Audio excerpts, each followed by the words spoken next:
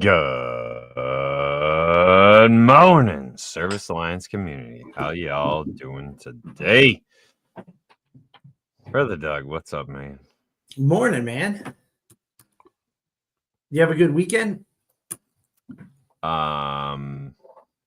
Yes. Calculated. You know what I did over the weekend? What?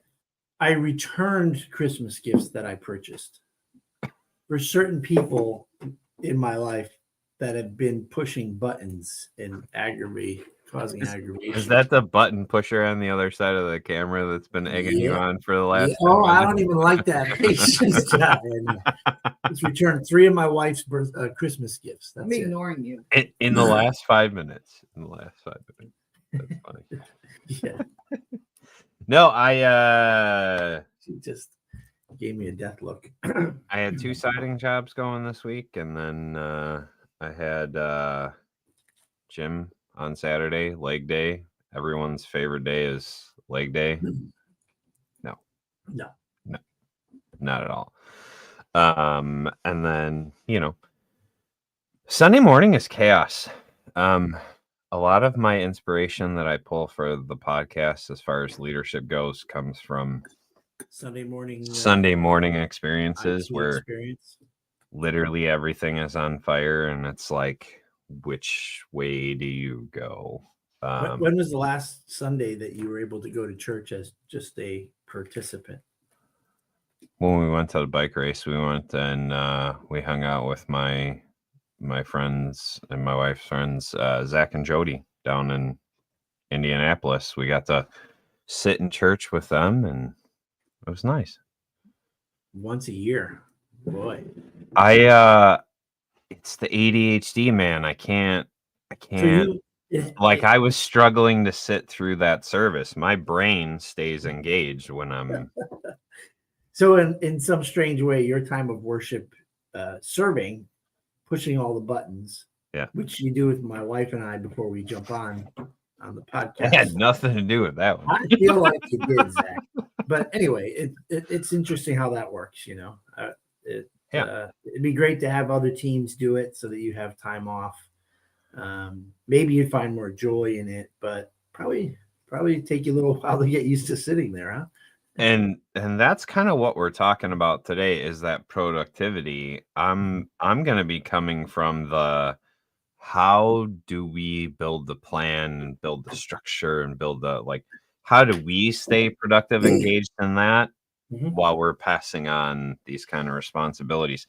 That's always my biggest challenge. Every time I get sound guys trained up, then I'll end up losing one, and it's time to train the next one up. So how do you help them train the next? How do you continue to be productive when there's so much going on?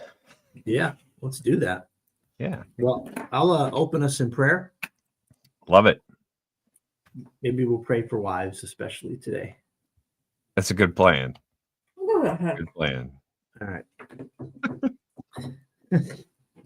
Morning, Lord. We thank you for this day. God, we have so many things that run through our minds and are part of our daily tasks and to-dos, whether it's juggling work and family and personal time and worshiping you, Lord. We just pray that you be a part of our calendar and our schedule. You help us be the best versions of ourselves as we do those things in life. Lord, I lift up our spouses to you and thank you for that commitment of loving one another and sacrificing for one another. Lord, I lift up those relationships that are struggling, where when one is opening the door to discussion or improvement and the other is closing it, Lord, I just pray for that perfect timing when the doors are open and the Spirit is working. So, Lord, we lift up relationships and family to you, Lord, and ask that you bless it all and show us the way. In Jesus' name, amen. Amen. My dog showed up for prayer as well. That was pretty cool. All right. Love it. Love it. So we're coming into slow season. I don't know about anyone else, but after working a bunch of 16-hour days and it comes to a screeching halt suddenly, I don't want to do nothing. I am finding it hard to stay productive, to stay engaged, to stay doing stuff. And I know I struggled with that when I was an appliance business owner too. So you're always hair on fire and doing the work and leading the company and everything else. And so how do we stay productive this time of year? Well, I mean, firstly, that busy time of year, that busy season for our industry, the more harrowing it is, the more time you're going to need to recover and recoup.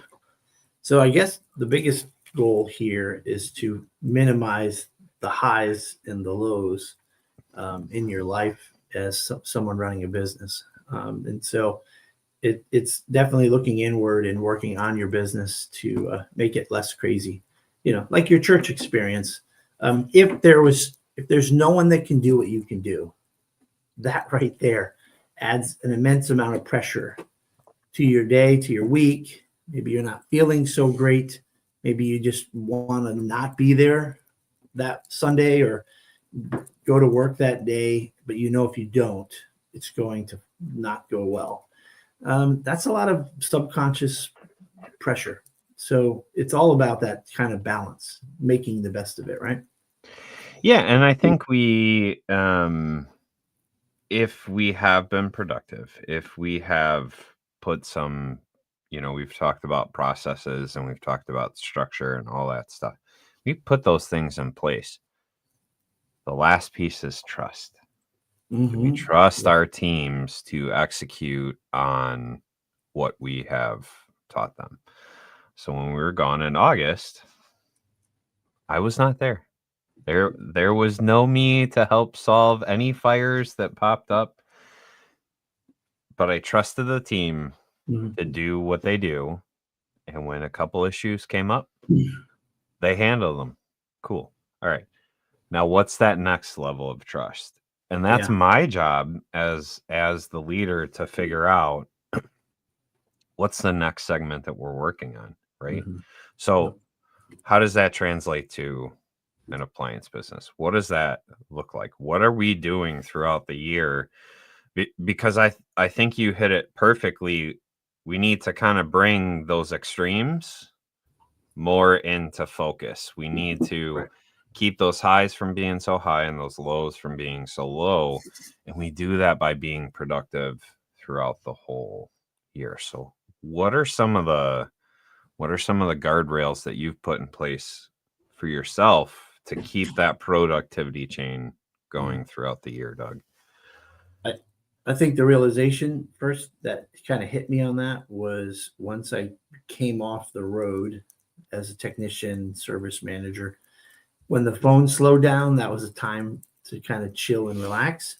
But once I became in charge of the whole show, then I realized that the slow season is even worse for me than the busy season because I got to make sure that the phone's ringing, that everybody has work.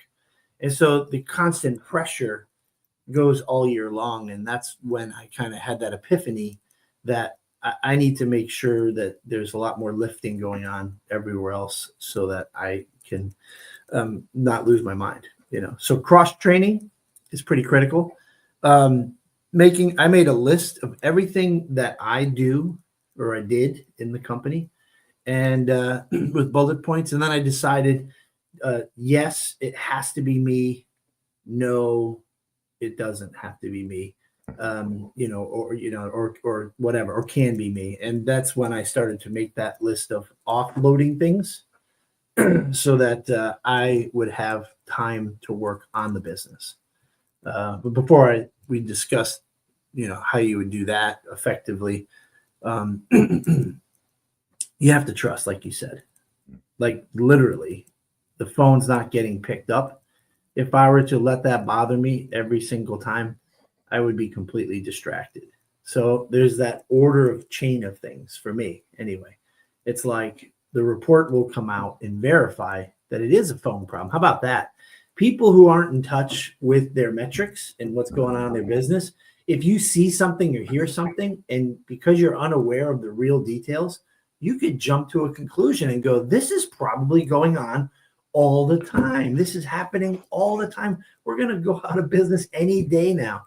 And so with great reporting helps me know what the real pulse is and whether it's time to work on something that needs an issue solved. And then you spend your productivity time spinning your wheels and working on stuff that doesn't really need to be worked on, right? Like the phone's never getting answered. Oh my gosh, I got to work on getting the phone answered. And then you go and look at the reports and it's like, oh, sure, it is getting answered. That's right. That was a gigantic waste of time, right? Yeah. So yeah, definitely tracking has to be a part of keeping productivity going throughout the year, because that allows you to quickly narrow in on the areas that you actually have to improve on, whatever that looks like. Yeah. Any kind of bottleneck, anything that you got stopping at your desk for approval or decision making, really sit down and evaluate that and go, do I really need to know how soft the toilet paper has to be for the office, right? It's like, let's the degrees of importance. And you know what's kind of fun is as you begin to grow your team and you find people that you trust and they have a great work ethic and they buy into your Kool-Aid drinking and they want to make your company great, you find them and you train them and you give them expectations, they're going to do it differently than you. And that is so cool. They get the job done in a way you never would have thought of. It becomes more of a collaboration than some sort of mastermind painter trying to make it perfectly your own. You can't sustain that. I think that's the biggest point of productivity is you need a team. Yeah. Like you literally cannot do everything. Right. Sunday again, I always use that as an example. Sunday morning, I cannot be in every single position. I can't be at the light board. I can't be at the presenter board. I can't be at the soundboard. I can't be running video. I can't be assisting the pastor. Like I can't do all of those things. I'm one person.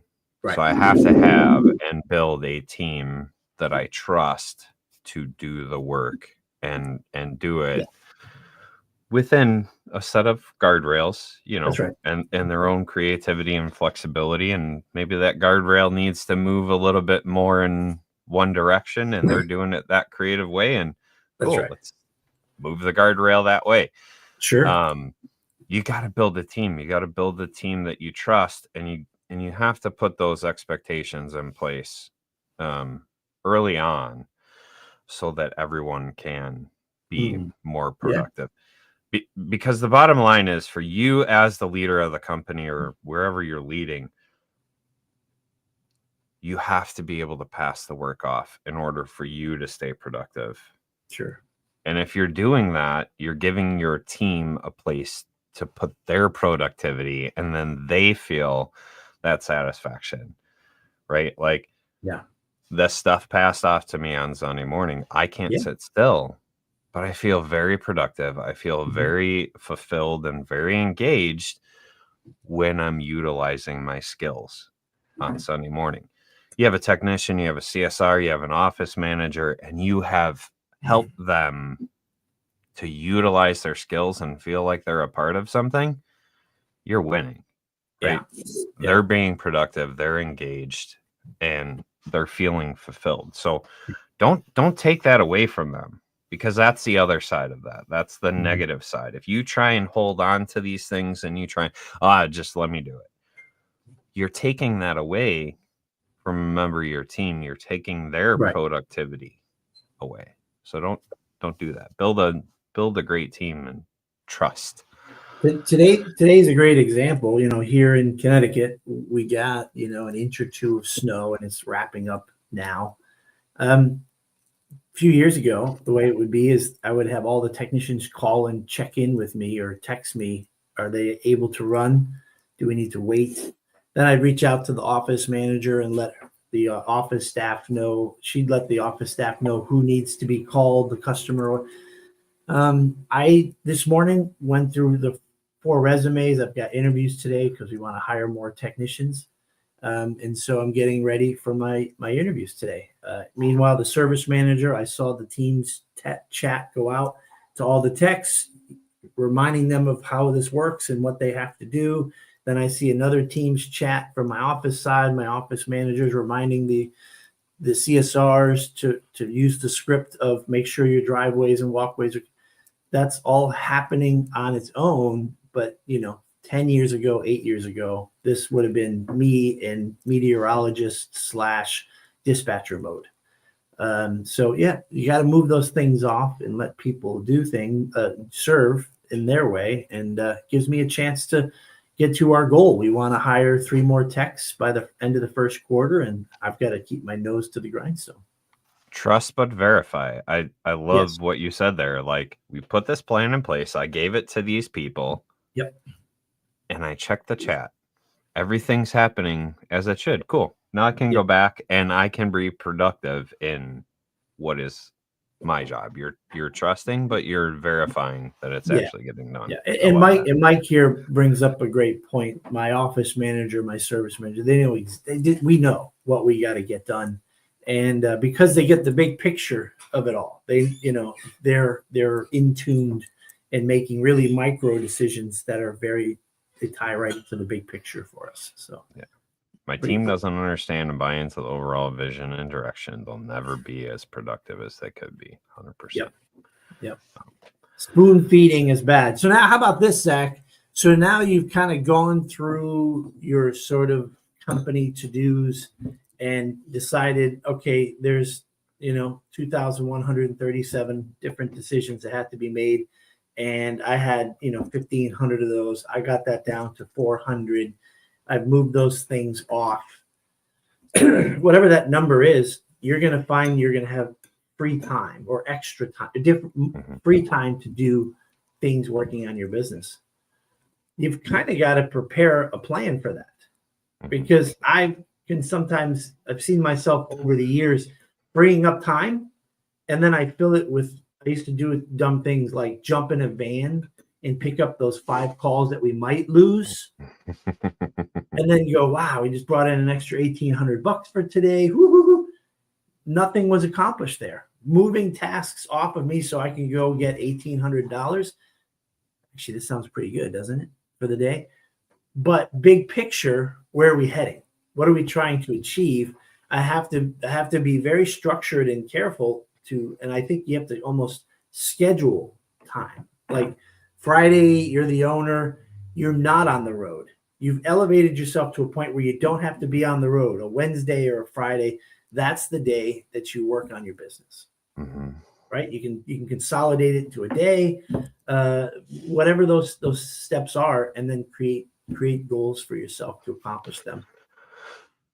The trick there is creating the goals and then sticking to a plan, because it's so easy when we're coming off of the chaos, and maybe it's just my ADHD brain, but when we're coming off that chaos, it's like the gas is getting let off, and then you're like, I have so much to do, and then you don't do anything. No. And so if you have that plan in place for, okay, I'm off the road on Wednesday and I'm off the road on Friday. So Wednesday, I have these 5 bullet lists that I need to make some progress on these 5 items. Okay. Now, I like rest. If you are an owner, if you are a leader, technician, CSRs, office, all of you guys, you do need time to rest. You do need time to back off. And so if you can get through those 5 bullet list items or make the progress for the day that you chose to make for that day, then go rest. Go be with your family. That's pretty exciting. You've pulled yourself out of the system, doing things that you don't have to do. You've put down on a list. You made a list of things you want to get done to move the chains. And if you had an efficient day and you got through those quickly and you worked 4 hours and you get to go home, boy, that's a perfect scenario, isn't it? Love that. Yep. And and the challenge is to actually do those items, because I know the other side of that is procrastination, where you're sitting there and you're checking the emails and you're talking Yeah. to this person, you're talking to that Yeah. person, and you get distracted by that YouTube video on that new tool or whatever, and then all of a sudden 5 hours has passed and you've done nothing. Yep. Right? That's why it's important to have the plan to work on the business, for sure. Yep. Yeah, body in motion. And so this becomes the other side of that, right? Like sometimes when you're on such a good roll, you're like, I'm going to keep going. I'm going to keep going. But there comes a point of diminishing returns where if these are the things that you have planned for the day, just stop. It's okay. Because guess what? Friday, you have work to do on Friday. You have things that you need to do on Friday. And so it's okay to let off and to go and get rest and to go and recover. Because when we have that rest and recovery time, then our brains become more creative and we are able to come up with different solutions or see things in a different way. Ever been stuck on a problem and you're just like, you don't know what to do? But you take that rest and all of a sudden, the solution comes to you and you're able to go through it. Listen, Andrew's not wrong. If you're not on the verge of burnout, you're still going to do what Zach said, but you're just not going to do it in a day's component. You might body in motion, you got momentum. You better just make sure that you've scheduled and blocked out 2 days off, or a Friday and a Monday, wrap it around the weekend. I mean, so many guys I've heard in our industry and on Facebook groups going, man, I thought owning my own business, I was going to have more free time for life balance, but it's not true. And really, you have a lot of control over that. It's where you want to head with your company and what you're trying to achieve. Worst of all is not knowing where you're heading and not having a plan, because now you're just running around with your head cut off, just continuing to put out fires when you don't realize it. Like blocking out your day to work on your business, and you walk by your parts room and you've been wanting to clean it up and organize it, and all of a sudden you clean it up and you're like, screw it, let me inventory it while I'm here. You've just, maybe it's a good thing, but is it a good thing? Because if your goal was to make the phone ring or to improve an area or interview candidates for a technician spot or whatever, or create some SOPs, stay on track from as Saul said earlier, your big picture goal should be broken down into 3-month segments, broken down to weekly to-do items. Stay on track with the big picture, and try not to run around scattered with your head cut off. A squirrel. Yeah. Squirrels are taking over the world. Focus is a purposeful mindset. Focus. There you go. All that rambling, and then Mike puts up the most perfect sentence, right? That's exactly it, Mike. So this mindset, there is a lot of truth to that. I work best running around with my hair on fire, or so I tell myself. And so many of us have that dopamine rush, have that, prideful rush of like, everything's on fire and I'm challenging it. And when we come down from that, when we come into slow season, it's a crash. Like it's just a crash. And so that is the entire point of what we're talking about. Create the plan, create the goals, create the structure, and just plug away at it intentionally throughout the year, because if you keep it from going all out to nothing, you minimize the stress on your body, right? Yeah. You minimize the frustration in your brain, and you're able to actually get more done if you can kind of keep those ends closer together. Yeah. So it's practice, actually, Robert. It's practice. If you've never, you have to actually become disciplined about not running around with your head cut off and being intentional, even with your free time, right? Ginny Seeley is amazing at body, mind, soul, big picture, right down to the littlest of tasks. What is the thing that you love to do that fills you with joy and recharges your batteries? Whatever that is, be intentional about doing that thing when you've scheduled to do that thing, whether it's hiking or binge watching a TV series for an hour or two, whatever it is, pick it, because that's what you're trying to do is be intentional with having a balance of the best version of yourself, right? Yep. What else? Well, how else can we stay productive consistently versus these extreme high and lows? What are some of the things that you've experienced? I mean, I think about all the years ago, the things I said, that's not possible. That's impossible. Right? Like, that task, that task is something that only I can do. I've had to begin to really challenge almost every point to it. And then there's these hurdles, like maybe someone's listening to us, Zach, and they're like, it's just me. It's me and my two techs, and I answer the phones. There's just nothing. I'm not even where they're at, because I can't get over these huge hurdles or this big moat. There's a lot of creative ways to get those first steps going.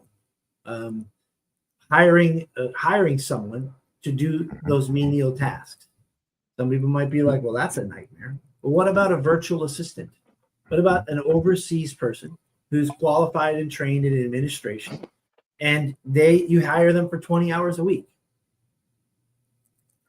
That's it. Give them the to-do items and be very recognized for yourself that I've just offloaded 7 hours of work that I used to do to this person.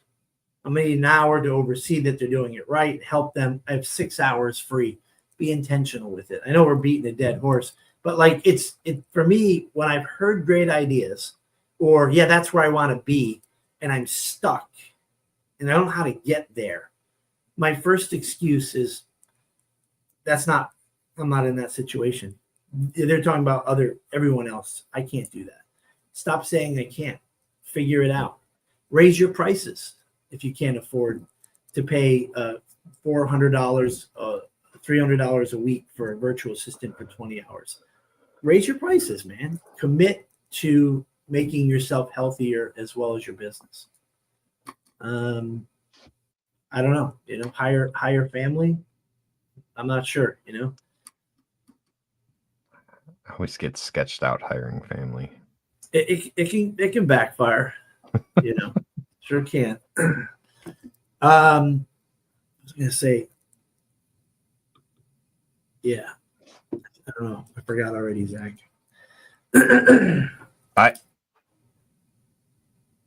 If you do have a team and you have delegated to them, one of the things that I have found to be most helpful is to document that progress, to celebrate them out loud to them, but then document that progress and the things that are actually getting done, right?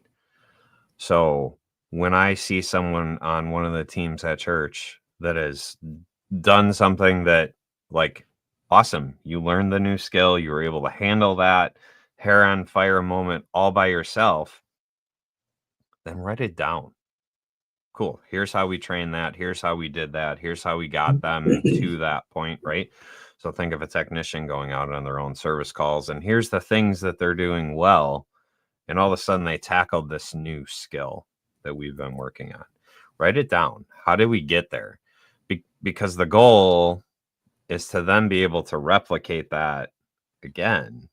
Maybe not in the same way, right? Because everyone's different. Everyone learns differently. But what is the baseline to get a technician, a CSR, an office manager to this point? so that when it's time to do it again, we can do Yeah. it again. So write it down, be able to reflect, journal it, so that you can really save that brain power later on. Sure. Right? You don't want to have to keep reinventing the wheel every time that you do something. Yeah, I love it. You don't know how to do it, hire someone who does. Right. I'm coming into a season where we did a bunch of upgrades and I know everything to a point. And I'm bringing an outside expert in after all the infrastructure is built to then come and help us with the implementation. Right. Because I don't know how to do it. But I'm going to bring someone in who does know how to do that. Right? Love that. If you don't know how to do it, hire someone who does. How about this? Even goal setting and trying to predict where you want to be and where you want to head. There's too many variables out there that are out of your control. So you have to be ready to pivot. You have to be ready to adjust and recognize the new direction you head in is a good thing. Because if you had zero goal setting, zero planning, I promise you wouldn't even be where you're at that point. A good example is I thought at the end of last year, we probably maxed out our market. So I was like, okay, we definitely want to hire 3 more technicians. I'm going to need to open a new area, in New York or something like that. So I began that process. And so I hired people and we were beginning to open up and explore that area. And guess what happens? A couple people quit and someone needed to get fired. And so the 3 technicians that we hired with the hopes of expanding into a new area and growing helped us sustain us where we're at. And this year, surprisingly, we've done more calls than we did last year. So the market wasn't tapped out like I thought last year. That's where I thought we were heading, is like, okay, can we get another 1,000 calls a year? I don't think so. I was wrong. But I was on the original track of expanding into a new area and I had to put that on hold because there was more than 1,000 calls this year. Too hard of a predictor. Post-COVID, slow season, busy season, price of appliances, whether the market is driving to new or fixing, or bad economy. Everybody's freaked out. They'd rather repair over replace, even though it's the same price sometimes. So many variables that are out of our control. But as long as we're heading in some direction of growth, efficiency, profit, whatever happens that you have to pivot, it's going to be fine. And that's what happened in 2020. When COVID hit, 4 people in 3 months decided to say, I'm not going into people's homes, and quit. And I was like, well, I need to worry about PPP and, policies and scripting, and everybody's calling out sick because they're sick. I didn't hire anybody. And for sure, we dipped down. So set your goal on where you want to head. Be prepared to pivot if you need to. And it might be in a different place, but it is moving the chains forward instead of being stagnant and being stuck. The biggest part of all that, right? Document it. Get your reports, right? Yep. Understand where your current reality is. Create a plan. Act on the plan. Document the results along the way. And we start all over again, right? So if you want to stay productive, if you want to continue to move forward, that's the secret sauce. Right. Document it, create an action plan, act on the action plan, document the results of the action plan. That's right. And start back at A. So if you're not tracking what you're doing, if you're not creating goals, if you're not creating a budget, if you're not doing these things, all you're doing is just running on a hamster wheel and going in the same circle over and over again. Right. Where if you're documenting and you're implementing and you're planning, it may feel like a hamster wheel sometimes, but you're actually like on this upward You are. trajectory. That's right. And you only see that when you look back at the data going, oh, hey, we're like down here. And now all of a sudden we're like up here. Huh. I guess that worked. Yep. Document it, track it, Right. and then make the necessary adjustments as you go. And what that does for you is you're going to celebrate those wins, right? As you have these wins, as that checklist gets smaller and is getting ready to get rewritten with new stuff to do, celebrate the win. Your brain needs that celebration. Your brain wants to, we did it.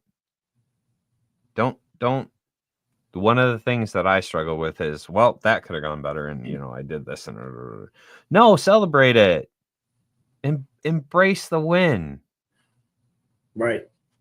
And then diagnose after you've embraced, but really truly celebrate that win so that you're ready to do it all over again. Yeah, I think it was Maxwell, right? He wrote, that you're only going to be able to achieve, the highest of your level of the lid, right? So for a 7, we're going to get to a 5 or a 6. But if we grow and we improve the way we think, the way we work, our intelligence, you're going to go from a 7 to a 10.